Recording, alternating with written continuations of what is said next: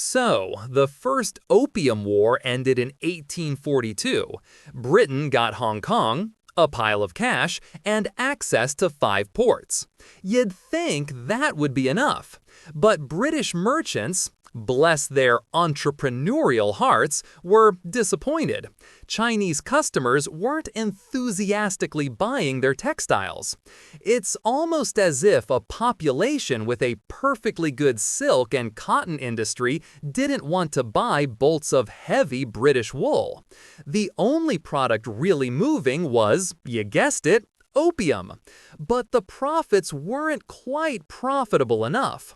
The British government, ever the advocate for free trade, decided the solution wasn't better products but more forceful marketing. They just needed the right excuse to go back and renegotiate with cannonballs. The perfect pretext arrived in the form of the ship Arrow. It was a Chinese-owned vessel, registered in Hong Kong, that was probably involved in a bit of piracy. On October 8, 1856, Chinese officials boarded it in Canton, suspecting a pirate was on board, and arrested the crew. The British consul, Harry Parkes, a man with absolutely no chill, claimed they'd insulted the British flag. The problem? The ship's registration had expired about 12 days earlier, meaning it had no right to fly the flag at all. Some accounts say the flag wasn't even flying. Minor details. Parkes demanded an apology, a release, and basically a pony. When he didn't get one, the Royal Navy started bombarding Canton. Because nothing says diplomatic resolution like artillery shells. Britain looked around for a friend to join its completely justified and not at all imperialistic adventure. And France, under Napoleon III, was eager to help. They were busy building their own empire and didn't want to miss out on the carve up China party. Their excuse was even more creatively tenuous. A French missionary, Father Auguste Chapdelaine, had been executed by Chinese authorities. This sounds bad until you realize he was illegally preaching in Guangxi province, an area closed to foreigners, and was executed under Chinese laws against sedition. Details, details. The French government framed it as the martyrdom of a holy man, a perfect reason to send an army halfway around the world. For God, for glory, and for a slice of that sweet, sweet Far East trade. With France on board, the Anglo-French expedition got serious. Lord Elgin, son of the man who took the Parthenon marbles, was put in charge for Britain. An interesting family history of acquiring other cultures' things. The initial phase of the war was a masterclass in overwhelming force. They captured Canton in late 1857, not by a brilliant assault, but by methodically shelling it into submission for a full day. Then they installed a puppet governor and effectively ran the city themselves. The technological gap was immense. Qing forces had matchlock guns and cannons that were decades, if not centuries, out of date. The British and French had steam-powered gunboats, rifled muskets, and modern artillery. It wasn't a fight. It was a punitive expedition with a foregone conclusion. After taking Canton and sailing north to threaten Beijing, the Allies forced the Qing court to the negotiating table. The result was the Treaties of Tientsin in 1858. This was the wish list of every Western merchant. 10 new ports open to trade, foreign travel throughout the interior, embassies in the sacred capital of Beijing, and huge cash payments.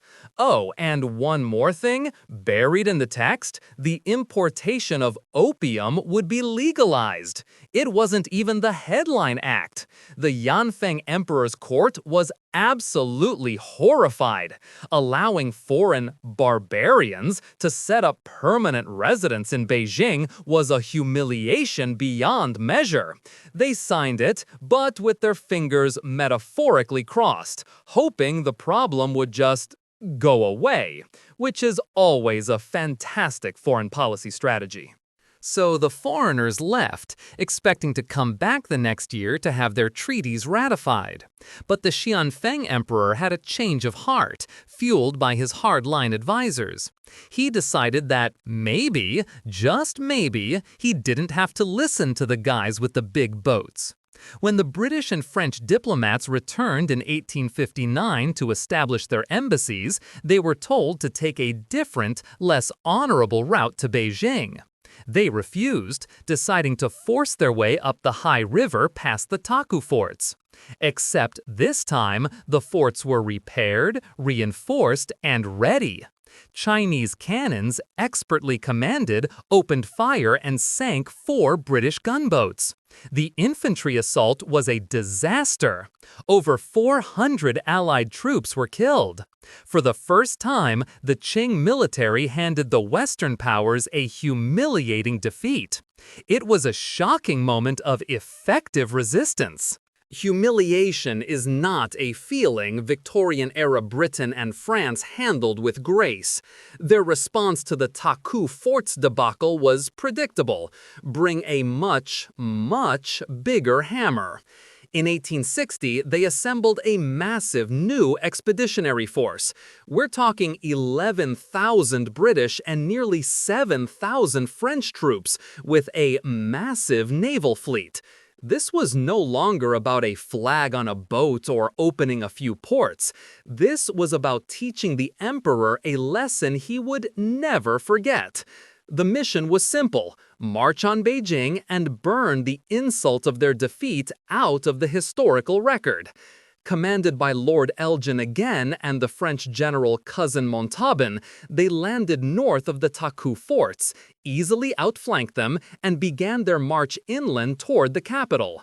The Qing's one great victory had just signed the death warrant for its most priceless treasures. The Qing Empire made its last stand at the Battle of Palikao, a bridge on the way to Beijing. Here, the pride of the Manchu military, the elite Mongol cavalry, was unleashed. Tens of thousands of skilled horsemen who had dominated battlefields for centuries charged the Allied lines. It was a scene straight out of an epic, a beautiful and terrifying sight. And it was utterly pointless. The French and British formed squares and opened fire with modern breech-loading rifles. The artillery fired canister shot, turning cannons into giant shotguns. The cavalry charges were slaughtered before they could even get close. It was a brutal, mechanical annihilation of an ancient warrior tradition. The path to Beijing was now wide open. The emperor, upon hearing the news, fled the city, leaving his brother, Prince Gong, to deal with the mess. With the army at the gates of Beijing, Prince Gong tried to negotiate. He agreed to all the original demands. But then things got even worse. A delegation of 39 Allied officials, including Harry Parkes, the guy who started this whole mess, went to finalize the surrender under a flag of truce. For reasons still debated by historians, the Qing general in charge, Sangye Rinchen, arrested the entire party. They were taken to Beijing, thrown into the Board of Punishments, and brutally tortured for weeks. When the survivors were eventually released, 20 of them were dead, their bodies in horrific states. The logic of reprisal took over. An insult to a flag had become a military defeat, which had now become a war crime. Lord Elgin felt he needed to make a permanent, terrifying statement. Lord Elgin decided against burning the Forbidden City, as it might hurt the chances of signing a treaty. Instead, he chose a target that was personal to the emperor: the Summer Palaces. The Yuanmingyuan, or Old Summer Palace, wasn't just a palace. It was a 3.5 square kilometer masterpiece of gardens, lakes, and pavilions filled with priceless art, books, and scientific instruments. It was the pinnacle of Qing artistic achievement. First, the Allies looted it for days. Anything that could be carried was stolen. Then, on Elgin's orders, the 4,000-strong 1st Division was sent in with torches. For 2 straight days, they burned the entire complex to the ground. It was an act of calculated cultural destruction, designed to punish not the Chinese people, but the emperor himself. A message written in ash and ruin, ensuring this particular humiliation would never be forgotten. With the emperor's favorite palace a smoldering ruin, Prince Gong was ready to sign anything. The Convention of Beijing was ratified on October 24, 1860.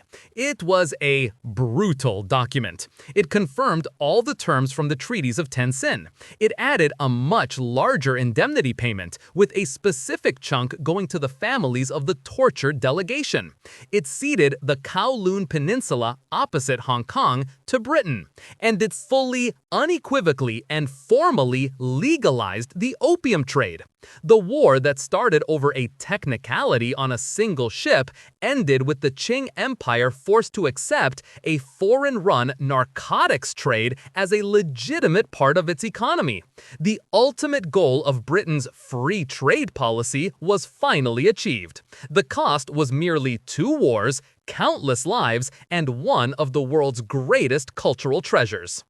The Second Opium War didn't just open China up, it cracked the foundations of the Qing dynasty. The humiliation and the economic chaos fueled massive internal rebellions, like the Taiping Rebellion, which would kill millions more. This moment is often seen as the true beginning of China's century of humiliation, a period of foreign domination that would shape the country's psyche for generations. The forced legalization of opium had devastating social consequences, creating widespread addiction that further destabilized the nation. It's a stark reminder that free trade can sometimes be the most expensive policy of all, especially when the freedom belongs to the side with the bigger navy.